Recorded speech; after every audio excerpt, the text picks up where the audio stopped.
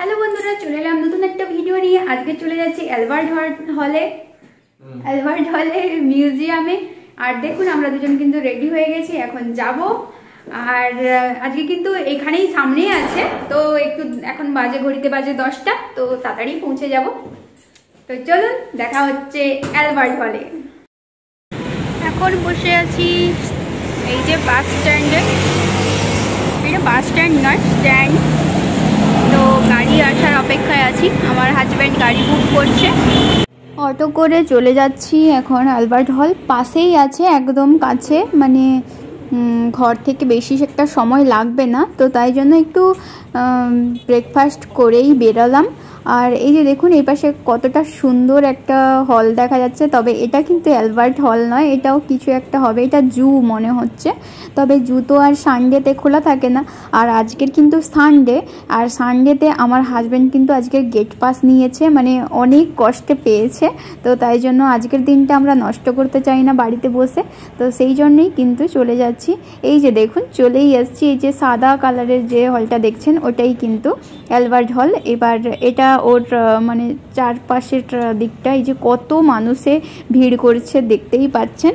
তো একদমই কাছে, বেশি একটা সময় লাগেইনি বলতে গেলে, বাড়ি থেকে হয়তো 10-15 মিনিট, মানে আমাদের কোয়ার্টার থেকে।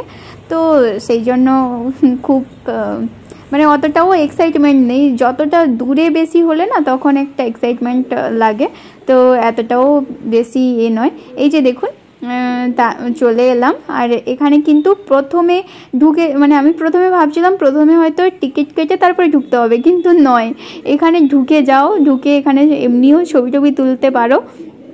অনেকটাই ভালো, অনেকটা দূরে টিকিট কাউন্টার আছে, মানে ভিতরে যাওয়ার জন্য টিকিট পে করতে হবে, কিন্তু এই বাইরে যদি আপনি ছবি তুলতে চান বা কিছু, তাহলে কিন্তু কোনো কিছু টিকিট নেই। দেখুন অনেকজনই কিন্তু এখানে ঘুরতে এসছে, আর অনেক স্টুডেন্টরা বেশি আসছে। আর যেটা দেখলাম বাইরে কিন্তু অনেক কাপলসরা এসছে, বসে আছে। তো এটাই। আর এই যে দেখুন এখানে অনেকে পিকচার তুলছিল। তবে আমরা ভাবছিলাম যে পরে এসে যখন একদম ঘোরাঘুরি শেষ হয়ে যাবে তখন এসে দেখব, ফটো তুলব।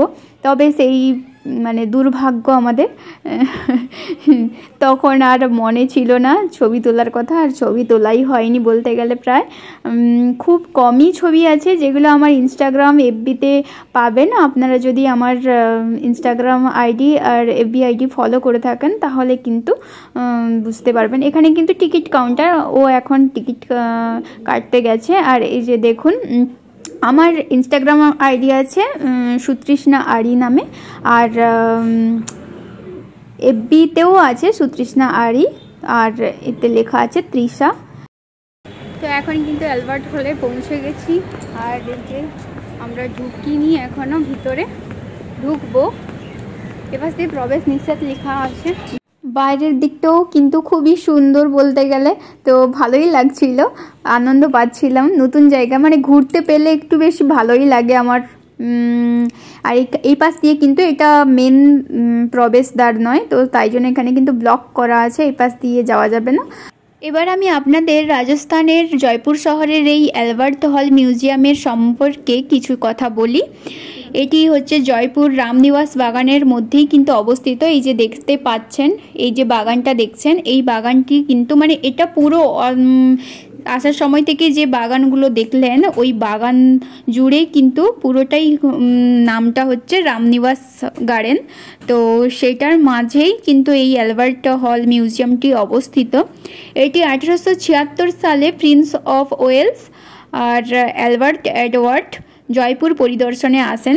সেই সময়ে এই জাদুঘরের ভিত্তিপ্রস্তর স্থাপন করা হয়েছিল। এখানে এই যে ভালো বেশ লাইটটা এসেছিলো বলে এখানে কয়েকটা সেলফি তুলেছিলাম। এই যে দেখুন এইটা কিন্তু অপোজিট, বিপরীতে যে রাস্তাটা বলছিলাম ওইটা।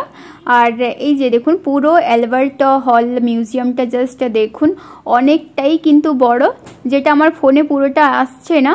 এপাশেও যেরকম আছে আবার ওই পাশেও কিন্তু সেইভাবেই আছে, মাঝে এরকম সেই রাজপ্রাসাদের মতনই দেখতে প্রায়। দেখুন কতটা সুন্দর। আর এটি কিন্তু 19 শতকের সেরা জাদুঘরগুলির মধ্যে একটি। আর এতে ভারত ও বিদেশের বিভিন্ন প্রাচীন নিদর্শন রয়েছে, যার মধ্যে একটি মিশরীয় মমিও নাকি আছে, যেটা জানতে পারলাম। আর এখানে দেখুন, এখানে কিছু সিট বেঞ্চ দেওয়া আছে, তো এখানে মানে ছবি তোলার জন্য জাস্ট।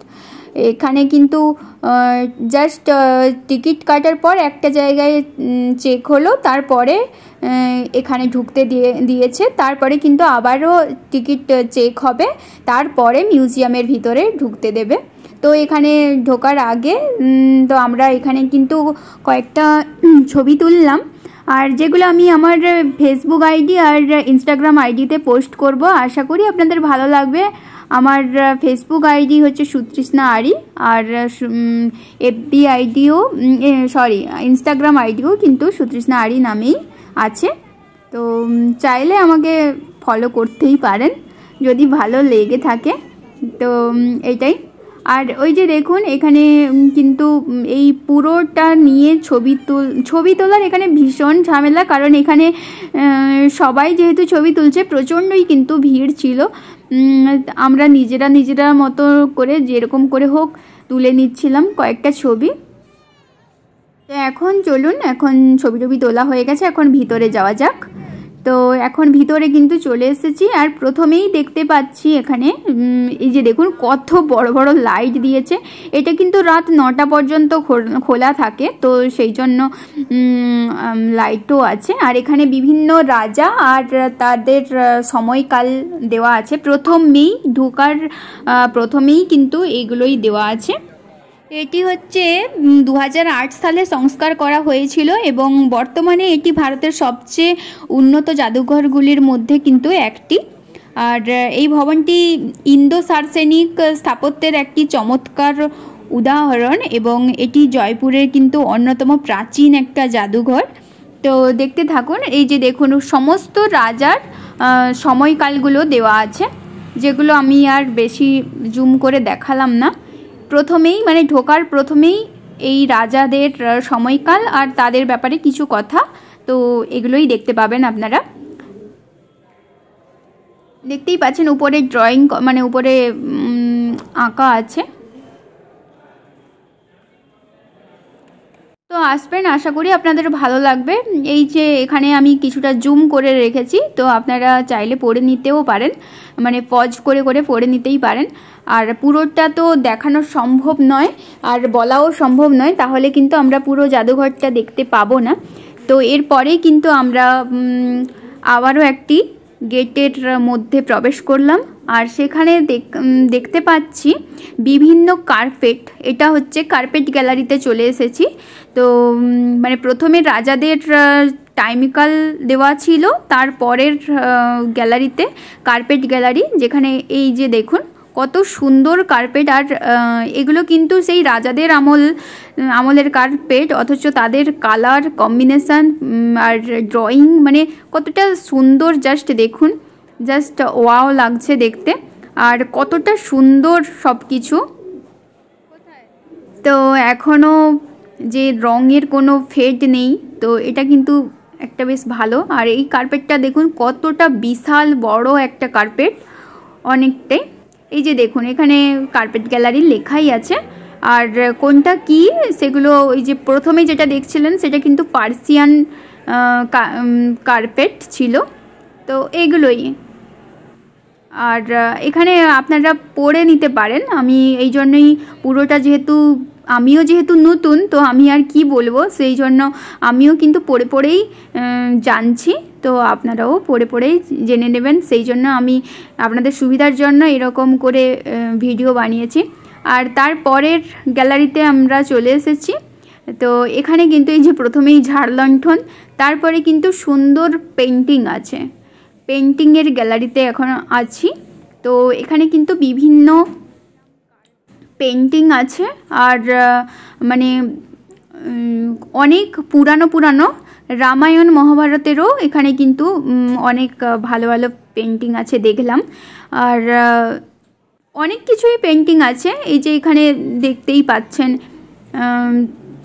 উর্দুতে লেখা আছে কিছু, আর এই যে এখানে দেখুন, আশা করি আপনাদের ভালো লাগবে আর পজ করে আপনারা পড়েও নিতে পারবেন। আমি সেভাবেই কিন্তু ভিডিওটি বানানোর চেষ্টা করেছি। এই যে দেখুন পেন্টিংগুলো, অনেক পুরনো পেন্টিং কিন্তু।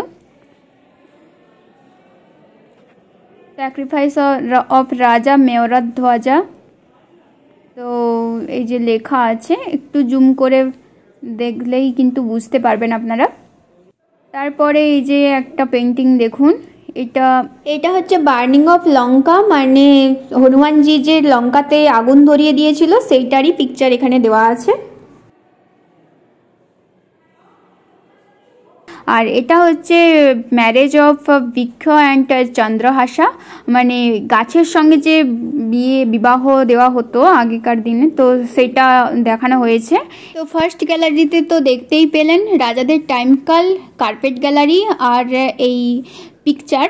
তো নেক্সট পার্টে কিন্তু আরও অনেক কিছু দেখতে চলেছেন আপনারা, তো দেখতে থাকুন, সঙ্গে থাকুন।